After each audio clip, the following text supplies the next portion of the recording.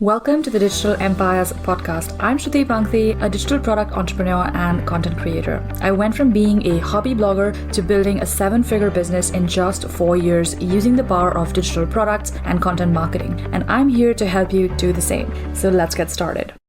Welcome. So in today's episode, I'm going to be breaking down some myths and things that I feel strongly need to be said about the digital marketing industry. And that's probably caused a lot of confusion for you as well. So if you've been someone who's been checking out a lot of side hustles and you just don't know what is real and what is not, this episode is the right place for you.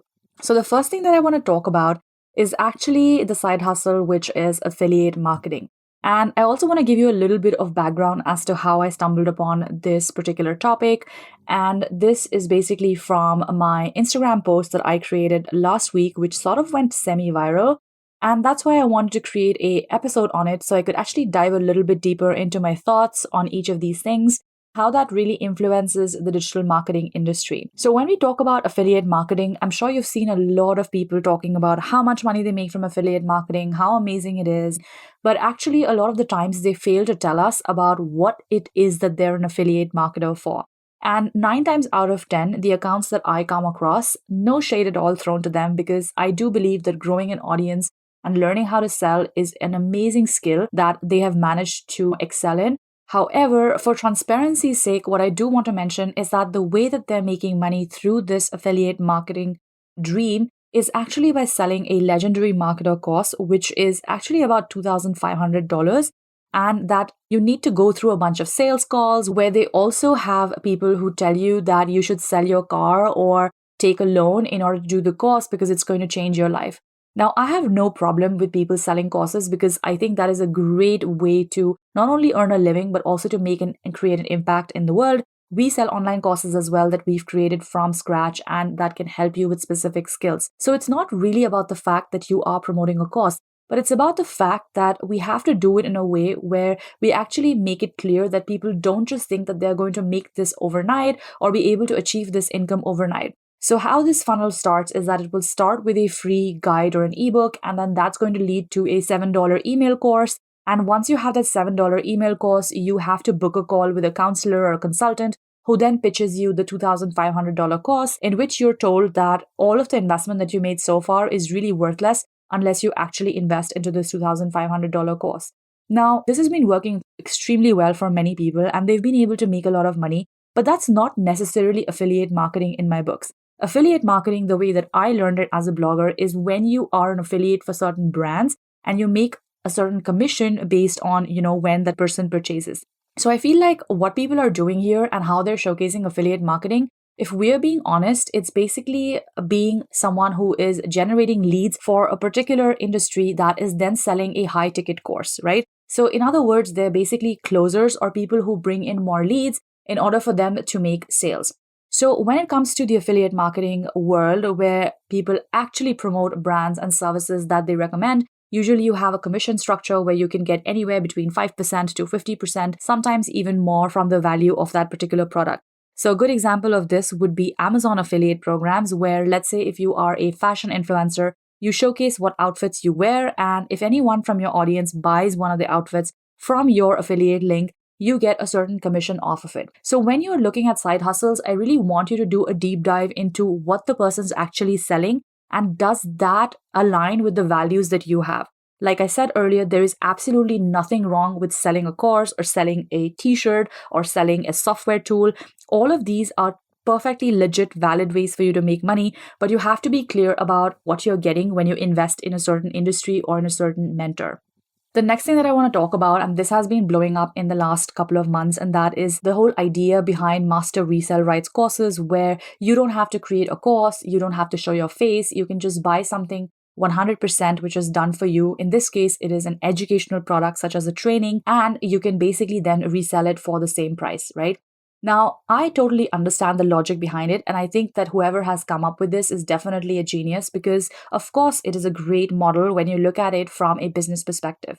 So when it comes to MRR courses, generally speaking, most of them do not allow you to edit the content. They don't allow you to create your own personalized content or courses.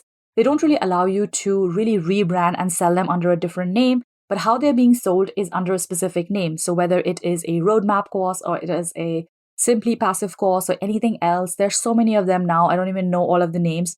My issue with this really is that we are just selling this under the pretext that this can be sold again. And here's my problem with it. A lot of people are saying that it's going to be so easy for you to get your money back and it's going to be so easy for you to make this $497 sale. But here's the thing. If you have never sold anything online before, chances are you're not going to have success the first time if you get started with what I would say is more of a mid-ticket product. So it's not a $10 template that we're talking about here. It's $500. This is a serious amount of commitment that someone is investing in, and you have to be responsible for that person's commitment as well. And my biggest issue perhaps with these courses is that you're selling education under the pretext that you are an expert in it, even though you have never done anything to become an expert. So how can we really be selling educational content or coaching people on something that we have never done? I understand if you want to do this with a product where you don't necessarily need to have any experience, such as, for example, if you have created a pack of, a website template where you had your own website and you decided that this was a beautiful template and you wanted to resell it. Yes, that would be a great product because you had experience in selling that. But when we are selling a $500 course, which I'm sure people think of as a considerable investment in the times we're in right now, we want to be sure that we are actually able to back that up with expertise and not just sell it because it can be resold once again. So this is my real issue with MRR, and full transparency here, I do see the point of selling MRR products. We also have an e-commerce store where we sell PLR products where you can re-license the templates that we create. But the big difference here is that we give you the rights to actually completely change the product. So we allow you to put in your IP, to put in your content, to put in your brand name, to put in your name and face behind that product and then sell it as your own. So you have complete rights to actually totally tweak the product, and you're not being forced to sell the same ingenuine crap over and over again, because in my opinion, that's only going to last so long. Eventually, you will run out of people who are buying it just for the heck of buying something. And not only this, I think in the long run, it's always important to have your own IP or your own tweak to things, because you want to build a house on your own land. You don't want to be selling someone else's products who have completely someone else's voice, someone else's face, and someone else's branding, because you don't have control over it. And case in point here is the Simply Passive course, which apparently the creators first made sure that they got everyone to sell that course and get a big community going on Facebook. And now suddenly they added a sneaky upsell on the back, which said that they would have to pay to get access to this community, which means that these creators who actually bought from them would now have to upsell to their audience to a specific product so that they would have access to the community, even though at the beginning it was told that the community would be free and available for all the purchasers. Now that, in my opinion, is shady, and I think it's also something that really goes on to say that ultimately you don't have control over the products that you didn't create. So I would rather that you learn how to create your own product, add your own spin to it, and then sell it so that you can have ownership over it and also maximize the profits that you have from this product. Next up, I want to talk about a myth, and this is again something that a lot of people use to, kind of get that quick sale. And that is that you can succeed with 0 followers or you can succeed with 10 followers. I'm here to tell you, you won't. Now, you can succeed with 10 followers if you have a service-based business where all you need is 1 to 2 clients to make your monthly income goal, but you will not succeed in a product-based business if all you have is 10 followers. And the reason why is because of something called a conversion rate. A conversion rate is simply how many people purchase your product based on how many people actually saw that. So let's say that 5 people visited your sales page, and out of those 5 people, 1 person bought your product. That means you have a 20% conversion rate. Now, obviously, this is not a realistic conversion rate unless you are an expert marketer. A realistic conversion rate would be somewhere between 1 to 3%. And if you reach a conversion rate of, I would say, 5 to 10%, you're a pretty good marketer, and anything more is always exceptional at marketing. But here's the thing, when you're starting out, let's assume you're going to make a low conversion rate of about 1%. How many people do you need in order to then make money online? You can do the math. If you just go into conversion rate calculation or revenue calculator of your digital products online, you just put in the numbers and you'll be able to see how many people you need. So if you're selling a $50 product and you want to make $5,000 a month, you need to sell it 100 times, right? But in order to sell it 100 times, how many people have to view your sales page, right? So how many people need to see your sales page in order to make 100 sales? If we take a conversion rate of about 1%, then that's going to be 10,000 people that actually need to see your product sales page, not your content, your actual sales page. That means clicks to your sales page in order for you to make $5,000 a month. So if anyone's telling you that you can get started and make money with 10 followers, please do not listen to them, because you are going to need to build some sort of audience if you want to sell products, particularly products which are under $100. Now, this is not going to be true for you if you have the budget to run paid ads. This means that if you're someone who is willing to invest in your audience growth and pay for your eyeballs, you will absolutely be able to grow much faster. But the fact still remains that you do need an audience to succeed as a digital product seller, or actually as any side hustler in the industry. Okay, the next myth that I want to bust, and I know that I have been guilty of sometimes showcasing or creating content where it might seem that there's a fast or a quick or a shortcut to success online. And I want to apologize if my content has ever come across where you thought that I am trying to say that you can make this type of money in like a week. Because the truth is, any business which is going to be sustainable and profitable is going to require hard work, time, and commitment. Yes, if you look at my success today, I do make 6 figures every single month. I do have a 7-figure business. But did I get here overnight? No. I've been in this industry since 2017. And when I jumped in 2020 into digital products full time, I basically worked 365 days a year, pretty much every single day, to learn and implement and test and pivot and basically work my booty off in order to understand what all skills I needed to be successful. Because in business, you don't just need one skill. You need many different skills to be complementary in order to succeed. And that's when I started to see the results from year 2 on, because I was able to actually learn from the skill sets that I was acquiring and implement them in my business as well. There's no way that I could have built a 7-figure business in like a week or a month, which I feel is kind of being projected a lot online right now. And I just cannot stand behind it because I know that it is not true. And even if it is true, it's probably not sustainable. So yes, you can go viral and you can magically make a lot of sales overnight, but how sustainable is that business? Do you actually have the foundations to keep running that business at the same level of revenue, or have you not been able to build them yet? So I would rather that you adapt your expectations to what you're going to make when you enter into the world of digital marketing or online business, because there's no point of you expecting that you're going to make $10,000 a month if you are planning to sell a product which is going to be $100 and you have no audience. Like, that does not make any sense.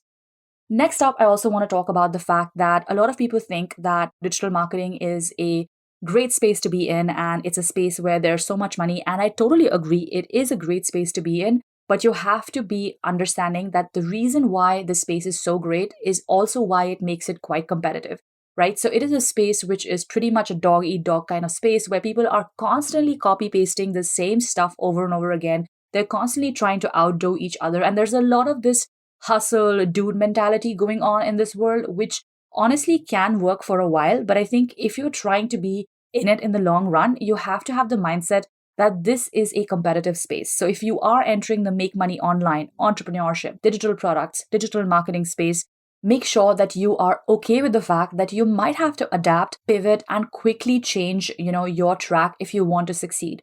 When I first started out in this space, I started out with selling a travel ebook and I was doing stuff in the travel industry. And then I moved into the marketing industry. And since then, I have done lots of different types of niches and lots of different types of products based on where I see the demand. Because I cannot stay complacent in an industry that moves pretty much every single week.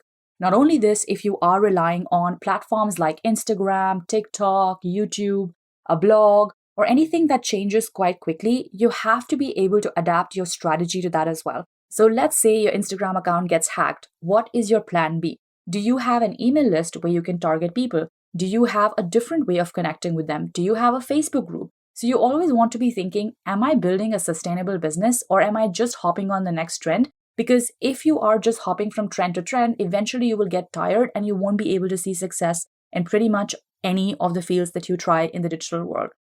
Now that my sort of rant is over and I have exposed a lot of digital marketing truths, I want to let you know also my thoughts on how can you actually go about building a business that feels good and that aligns with your values and also makes an impact in the world. Now, my thought process here is that the way out of this industry, which is super competitive and is constantly, chasing this next dollar or this next sale, is that you have to learn how to build an authentic brand that is based on you.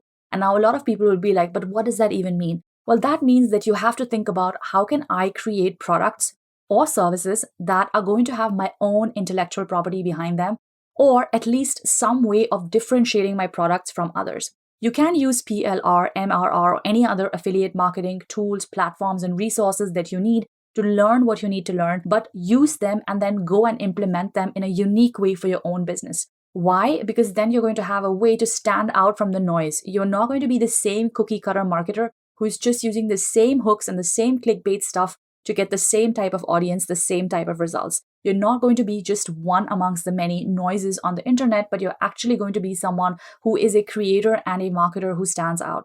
And the most important thing probably to take away here is that you cannot rely on building a business on an audience that you don't own, which means that you should have different ways to connect with your audience. This is something that I understood pretty early on in my business when I realized that I couldn't rely on just one social media platform to do the bidding for me.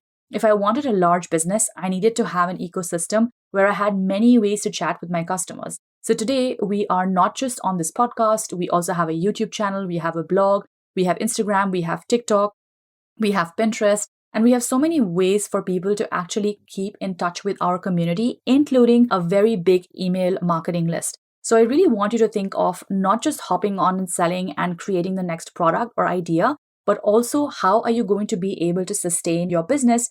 And keep in mind, none of the platforms out there are platforms that you own. So you do need to be making your own contact list or your own email list so that you have the data for your customers as well. Now, the last thing that I want to share with you is I know how much pressure we have to conform to what everyone else is doing. And it is really tempting to copy what someone else is doing because it's the easy way out. But generally speaking, what works for one person doesn't always work for the other. Just like we are different human beings, we can have different business models and still have success and abundance. So I really don't want you to always just fall for the next trick or the next hack, but really think, how is this trick or this hack actually serving you? Is this going to create profit and ease in your business, or is this going to create pain and resistance in your business? So make sure that you don't fall for what everyone else around you is saying and doing. You do your own due diligence to understand which business model or which marketing strategy works best for you, your personality, and your lifestyle. Thank you so much for tuning in today. If you enjoyed today's episode, make sure to give us a follow. And if you would like to learn more about how I'm building a profitable digital product business, I have a 100% free training that you can get started with. It's just 25 minutes of the step-by-step roadmap of how I went from zero to over $1 million with digital products. If you want to check that out, the link is going to be in the description box or in the show notes. Thank you so much once again, and I'll see you in the next one.